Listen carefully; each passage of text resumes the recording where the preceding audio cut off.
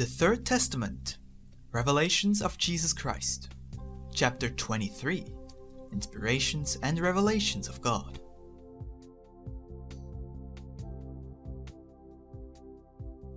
Divine Inspirations. Thus saith the Lord. Disciples, if my word comes to you and you do not understand it, you doubt it, and I tell you, when uncertainty torments you, retire to the solitude of the countryside, and there, in the midst of nature, where you have only the fields, the mountains, and the firmament for witnesses, ask your master again. Enter deeply into his word, and soon you will have his sweet reply.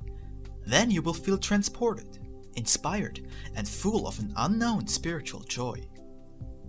In this way, you will cease to be the men of little faith, knowing that the Word of God contains truth.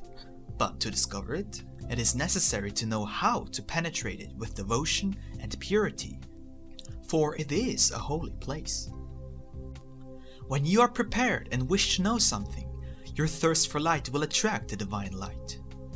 How many times have I told you, go up to the mountain and tell me there your anxieties, your pains, and your needs. Jesus, by his example, taught you these lessons in the second era. Remember my example when I retired to the desert to pray before beginning my preaching. Remember that in the last days of my stay among men, rather than going to the synagogue to pray, I sought out the loneliness of the Mount of Olives to converse with the Father. Nature is a temple of the Creator, where all is raised up to worship Him. There you may receive the radiation of your Father directly and in complete purity. There, far from selfishness and human materialism, you will feel wise inspirations coming to your heart that move you to practice good in your path. You must be vigilant, disciples, for I will not speak to you only through this conduit. I will seek to contact your spirit while your body sleeps as well. I will teach you to enter that repose prepared, and so that your spirit may be freed to rise to the regions of light, from where it will receive the prophecy to illuminate its road, transmitting its message to your understanding. I have never been far from you, as you have sometimes thought, and I have never been indifferent to your pains, nor deaf to your calls. What has happened is that you have not concerned yourselves with refining your higher senses, hoping to perceive me with the senses of the flesh. I tell you that the time when I conceded that to men is long past. If you had bothered a little to develop some of your spiritual gifts, such as the elevation of your thoughts, prayer, premonition, prophetic dreams, or spiritual vision, I assure you that through any of these you would be communicating with me, and thereby receiving answers to your questions and divine inspiration to your thoughts. I am entirely disposed to talk to you, always awaiting your elevation and spiritual preparation to please you and give you the happiness of my communication with your spirit. It requires only that you also be prepared with great purity to achieve that grace. Ask your wise men, and if they are sincere, they will tell you that they have asked God for inspiration, and I would give them more inspiration if they would request it with greater love for their brethren and less vanity for themselves. Truly I say to you that all true knowledge that you have accumulated comes from me. All that is pure and elevated I will use during this period for your benefit, for I have granted it to you for that purpose. This is the period in which my spirit is constantly speaking to man's conscience, as well as to his spirit, his heart, and to his reason. My voice reaches man through his trials, and many are awakening as a result of those trials. Since those who are supposed to be guiding and teaching humanity are asleep, and would prefer for humanity to remain dormant forever. In the third era, I have come to carry out with the clarity of my manifestations, that which has been impossible for men, communicate through human understanding. Understand me, disciples, because in the spirit-to-spirit communication that awaits you, you will feel my presence eternally. If you know how to prepare, you will not again say to me, Lord, Why do you not come? Or can't you see my pain? You will not speak to me in this way, disciples. Truly, I tell you, he who speaks to me in this way gives tangible proof of his ignorance and lack of preparation. I do not wish to see my disciples distanced from me. I want you to say to me in your spirit, Master, you are among us. Our spirit sends you. Your wisdom is the source of my inspiration. That is the true confession I wish to hear from you.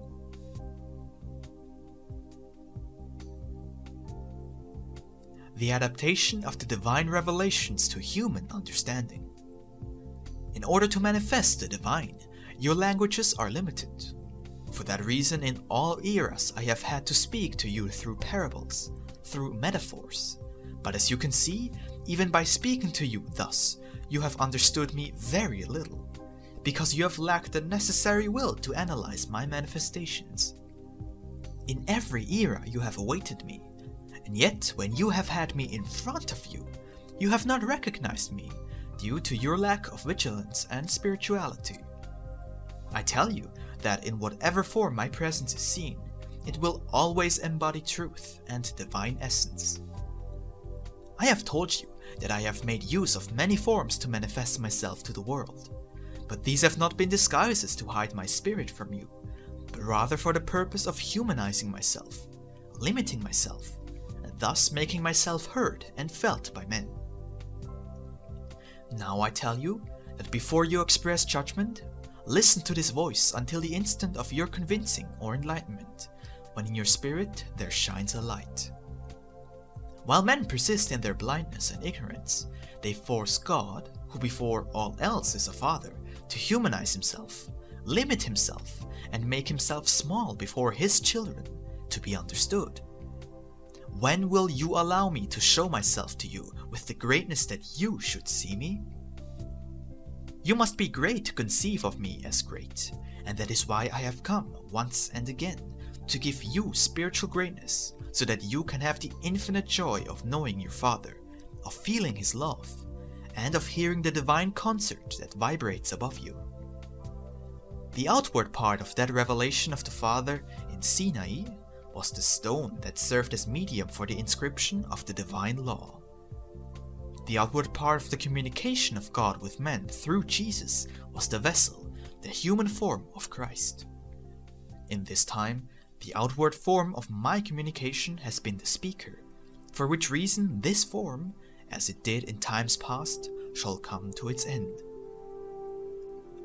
Understand that you are the children of the spiritualist people, who must not sustain themselves with forms, but with essences.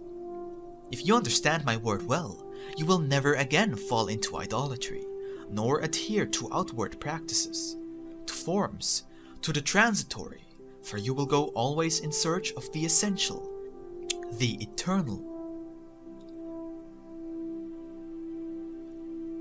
Different means of divine revelations. Mankind would like to have the visit of a new Messiah who would save them from the abyss, or at least to hear the humanized voice of God vibrating in the wind. And I say to you that it would suffice for you to observe a little, or to withdraw your spirit into meditation to give it sensitivity, so that you would hear how everything speaks to you. If you think it is impossible that the stones speak, I say to you that not only the stones, but everything that surrounds you speaks to you of your Creator, so that you will awaken from your dreams of grandeur, of pride and materialism. The illuminated of previous times always beheld rays of brilliance. They always listened to my word. The prophets, the inspired ones, the forerunners, the founders of doctrines, of elevated spirituality, have given testimony of hearing voices as if proceeding from clouds, from the mountains, from the wind, or from somewhere which they could not pinpoint. That they heard the voice of God as if proceeding from tongues of fire and in mysterious echoes.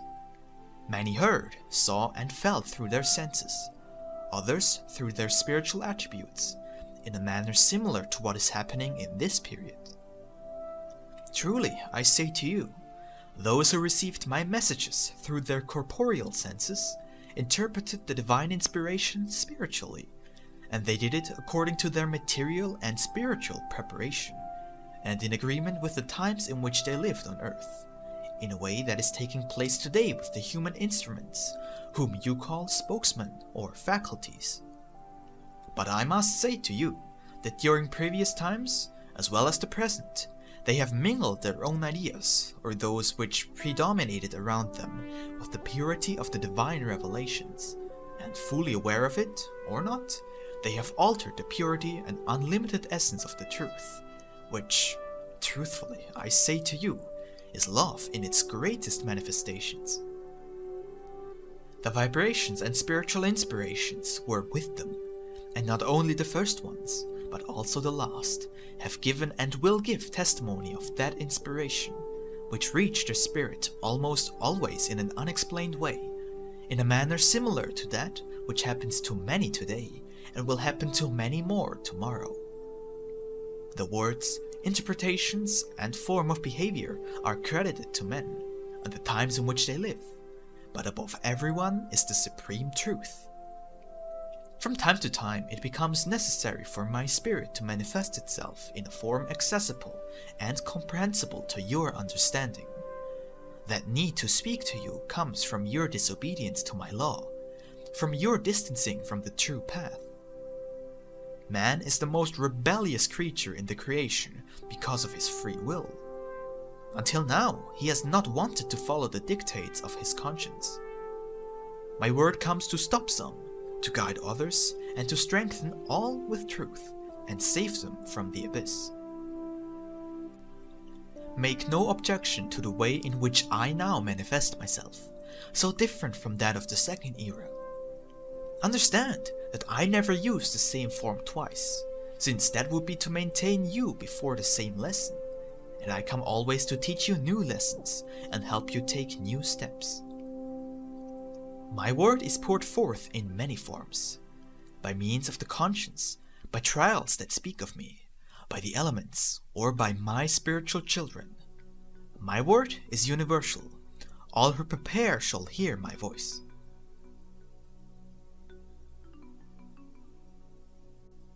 The need for divine revelations. My divine teaching is not destined only for the spirit. No, it must come as well to the human heart, so that the spiritual as well as the corporeal parts come to harmonize. The divine word is destined to illuminate the understanding and sensitize the heart of man, and the essence that exists in that word is destined to sustain and elevate the spirit. For the life of man to be complete, he unquestionably needs spiritual bread, just as he works and struggles for material sustenance.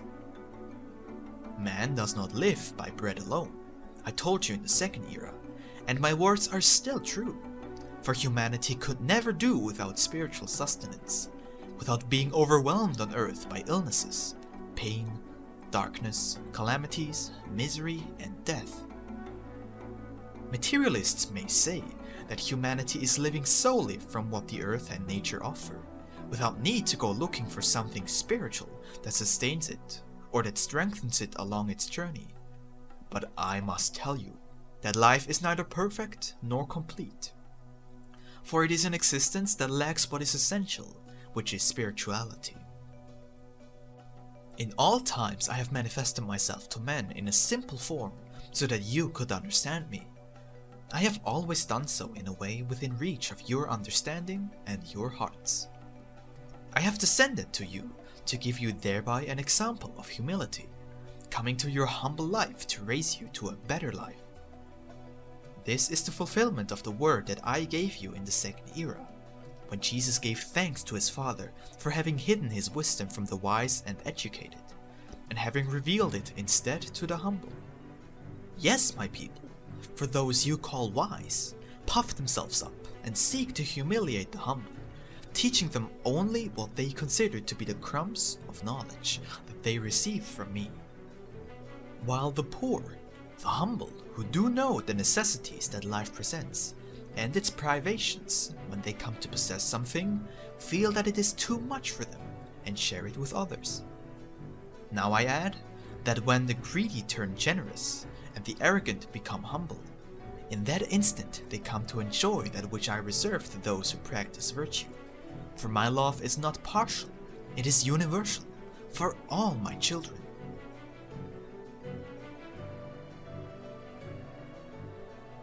The divine revelations without limits. That which has come to illuminate the third era is not my last teaching. The spiritual has no end. My law shines always like a divine sun in all consciences. Stagnancy and decadence are characteristics only of humans, and are always the result of vices, weaknesses, or uncontrolled passions. When humanity constructs its life on spiritual foundations, and bears within itself the ideal of eternity, inspired in it by my doctrine, it will have found the road of progress and perfection, and will never again leave the path of its evolution. You are greatly mistaken if you believe that I waited until now to inform you of the spiritual life. Once again, I say to you that my divine teaching began when the first human was born.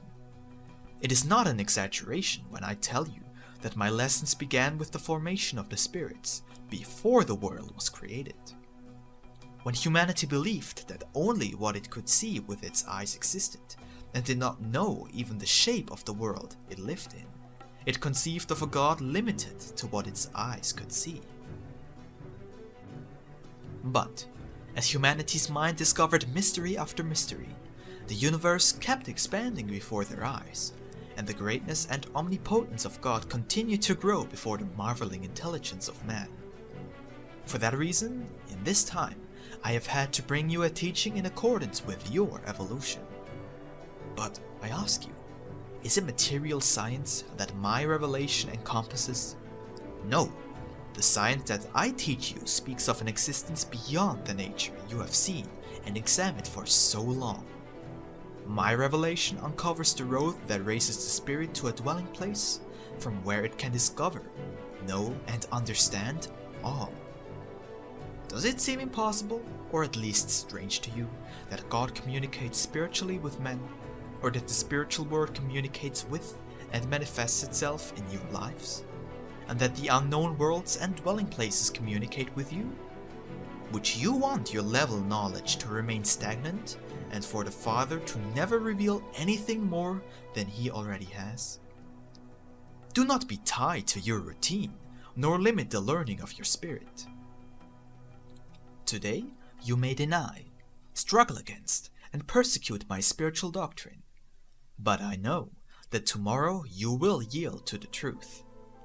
All divine revelation has been fought against and denied when it appeared, but in the end, the light has prevailed. Humanity has also been skeptical of the discoveries of science, but in the end has had to yield to reality. When from the heart of humanity, the temple of the Holy Spirit is elevated to the infinite, there, in its bosom will arise new revelations, which will become greater as the spirits ascend further. How could you think that while descending to you, I could have neglected the other nations, given that all are my children? Do you believe that some are far from me or outside me, even though my spirit is universal and includes all that has been created? All life is sustained by me. It is for that reason that my universal ray has descended upon the entire globe, and the Spirit has received my influence in this and in other worlds, for I have come to save all my creatures. My manifestation through the spokesman is intended by me to be temporary, a brief period of preparation that will serve this people as a standard, as law and principle, to testify and spread this truth, and to announce to the world the advent of the third era. Just as my manifestation through human understanding was intended to be as fleeting as lightning, so too was it foreseen that some multitudes would be called to witness and receive this revelation. In contrast, the communication from spirit to spirit shall reach all the human species, without limitation of time, for that means of seeking me, of receiving me, of prayer, of listening to and feeling me belongs to all eternity.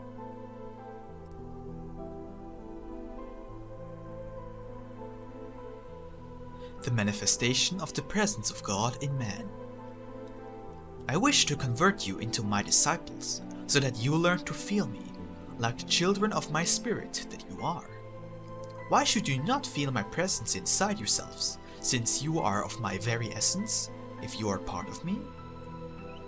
You do not feel me because you are not conscious of it, because you lack spirituality and preparation, and such signs and sensations as you receive, you attribute to material causes.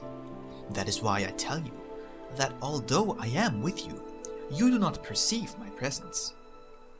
Now I ask you, is it true that if you are part of me, it is natural for you to feel me within your being? Is it true that meditating on this your spirit comes to merge with mine? I have come to uncover for you the real greatness that should exist in every man, for you have confused yourselves, and wishing to be great on earth, have grown smaller spiritually. I do not wish to hear you say any longer, Lord, why are you far from me? Why don't you hear me? And why do I feel alone on this journey? Beloved people, I never abandon my children. It is you who distance yourselves from me, because you have lacked faith, and because you have rejected me, and closed to me the gates of your heart. I do not wish you to feel as though I am far from you. For that reason I have told you that all will feel me, all will touch me, your spirit will hear my voice, and spiritually you will behold my presence. This is how I wish your spirits to be joined to mine throughout eternity, for that is my will.